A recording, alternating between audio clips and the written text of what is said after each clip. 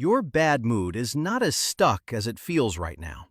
It just needs a specific input that almost nobody knows how to give it. Most people handle a bad mood the same way every time. They push through it. They wait for it to pass on its own. They scroll their phone, hoping something will distract them long enough for the feeling to fade. Or they tell themselves to just think positive, which has never once worked for anyone in the history of bad moods. And here is what makes this so frustrating. The bad mood does eventually fade, but not because any of those things actually fixed it. It fades because your brain chemistry eventually cycles on its own, after stealing hours of your day and draining your energy and leaving you feeling more depleted than when the mood first arrived.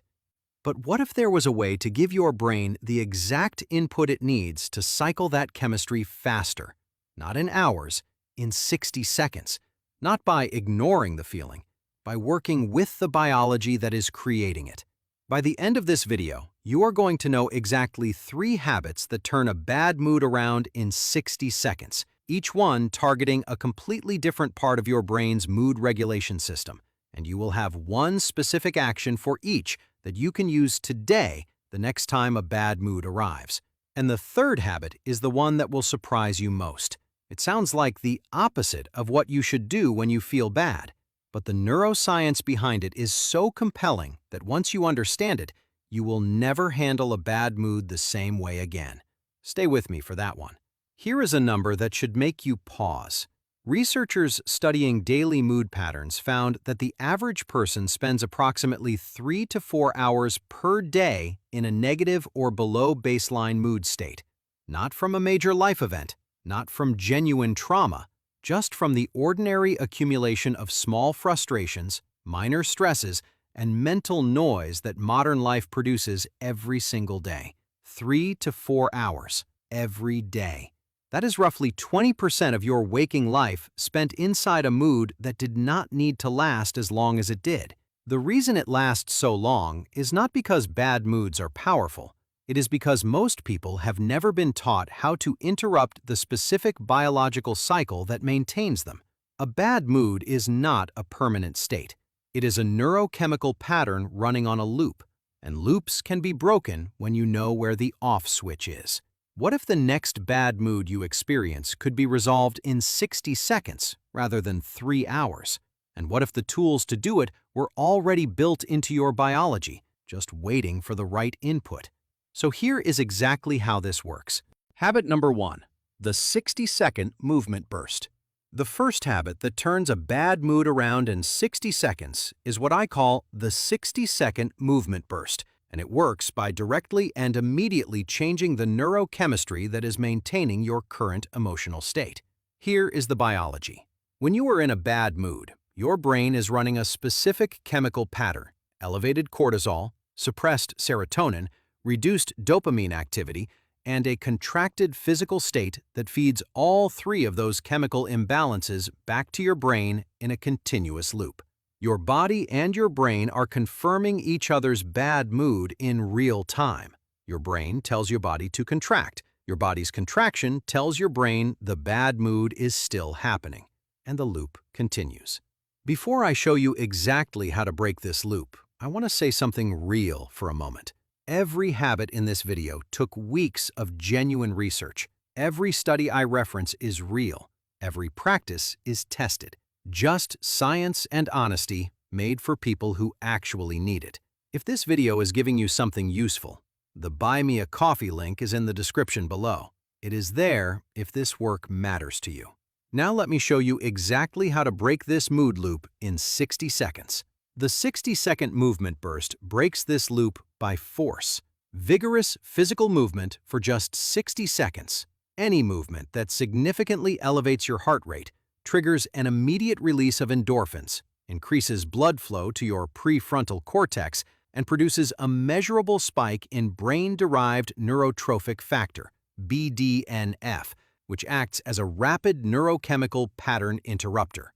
Researchers at the University of Vermont found that even 60 seconds of vigorous movement produced mood improvements that lasted an average of 12 hours.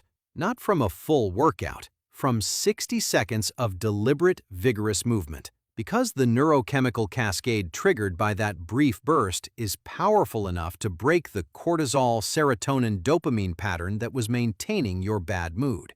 Here is your action.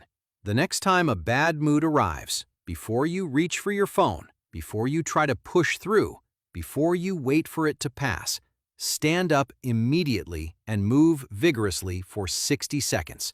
Jump in place, do jumping jacks, run upstairs, shake your entire body, dance aggressively to nothing.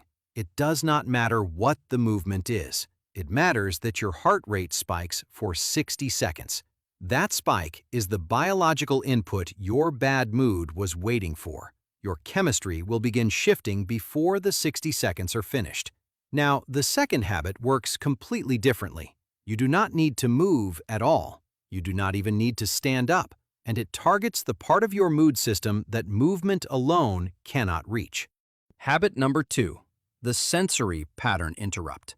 The second habit is something I call the sensory pattern interrupt, and it works by hijacking your brain's attention system away from the internal loop that is maintaining your bad mood and forcing it to process something real and present instead. Here is the neuroscience. When you are in a bad mood, your brain's default mode network, the system that activates when you are not focused on anything external, is running in a self-referential loop, replaying, worrying, ruminating, judging. This internal looping generates and maintains the neurochemistry of the bad mood by keeping your brain focused on negative, self-referential content rather than present-moment reality. The sensory pattern interrupt forces your brain out of this internal loop by giving it a strong, unexpected sensory input that demands immediate processing. Your brain cannot simultaneously process a powerful present-moment sensation and maintain an internal rumination loop. The two systems compete for the same neural resources, and a strong enough sensory input wins that competition every time. Here is the crazy part. Researchers studying mood and sensory experience found that exposure to an unexpected, strong, pleasant sensory stimulus, a specific smell, a specific taste, a specific physical sensation, produced measurable reductions in default mode network rumination within 30 seconds. Not 30 minutes, 30 seconds. The sensory input literally interrupted the neural pattern maintaining the bad mood faster than any cognitive technique, including positive thinking, reframing, or self-talk. Here is your action. Create a sensory interrupt kit that you keep accessible at all times. One thing from each of 3 senses. Smell, a strong, pleasant essential oil, a fresh orange you can peel, or coffee beans you can inhale deeply. Taste, a piece of dark chocolate, a slice of lemon, or an intensely flavored mint. Touch, an ice cube you hold in your hand, cold water on your wrists, or a textured object you squeeze firmly. The next time a bad mood arrives, reach for one of these sensory inputs immediately. Do not think about the mood. Give your brain something powerful to process instead. Within 30 to 60 seconds, your default mode network's rumination loop will be interrupted, and your emotional state will begin shifting. Share this with someone who overthinks everything and cannot seem to break out of negative thought loops, because this technique works when nothing else does, precisely because it bypasses the thinking mind entirely and works directly with the sensory processing system that thinking cannot override.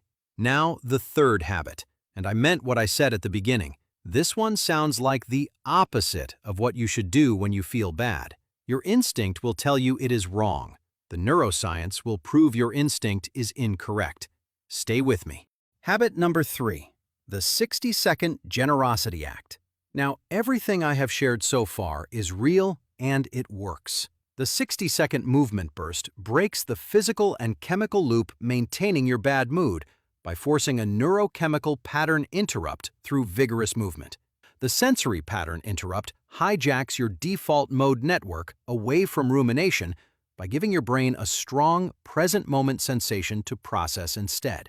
But this third habit, this is the one that changed how I understand bad moods entirely. And it is the most counterintuitive thing on this list. The third habit that turns a bad mood around in 60 seconds is performing one small, genuine act of generosity for another person. When you are in a bad mood, your instinct is to withdraw, to focus inward, to protect yourself, to wait until you feel better before engaging with other people. And that instinct feels completely logical. But it is neurologically backward, because withdrawal and self-focus are the exact conditions that maintain and deepen the bad mood cycle, while genuine other-focused action is one of the fastest neurochemical circuit breakers your brain has access to. Here is why. When you perform a genuine act of generosity, even something tiny, even something that takes 30 seconds, your brain releases a combination of oxytocin, serotonin, and dopamine simultaneously. This combination is sometimes called the helper's high by neuroscientists because it produces a measurable and immediate elevation in mood that is biochemically distinct from and often stronger than the mood improvement produced by receiving something good. Researchers at the University of Oxford studying pro-social behavior and mood found that performing small acts of kindness produced immediate and significant improvements in the mood of the person performing the act, not just the recipient. And the effect was strongest when the person performing the act was already in a negative mood state. The worse you feel, the more powerful the neurochemical response to generosity becomes. Here is your action. The next time a bad mood arrives, within the first 60 seconds, do one small, genuine thing for another person. Send a specific, genuine compliment to someone you have not spoken to recently. Write a real thank you message to someone who helped you. Leave a genuine positive comment on someone's work. Buy a coffee for the person behind you. Hold a door with genuine presence. The act does not need to be large. It needs to be genuine. And it needs to be directed toward another person rather than yourself. Here is what happens in those 60 seconds. Your brain's focus shifts from self-referential rumination to other-focused action. That shift alone interrupts the default mode network loop. Then the oxytocin, serotonin, and dopamine release from the generous act floods your system with exactly the neurochemistry your bad mood was suppressing. And the person's response, if there is one, adds a social reward signal on top of the chemical response, creating a compound mood improvement that is significantly faster and more durable than anything self-focused coping can produce. Save this video. These 3 habits that turn a bad mood around in 60 seconds are worth coming back to every single time a bad mood arrives, because bad moods are not the exception. They are a daily occurrence for every human being alive. And the difference between losing 3 hours to 1 and losing 60 seconds to 1 is simply knowing which input to give your brain in that first minute.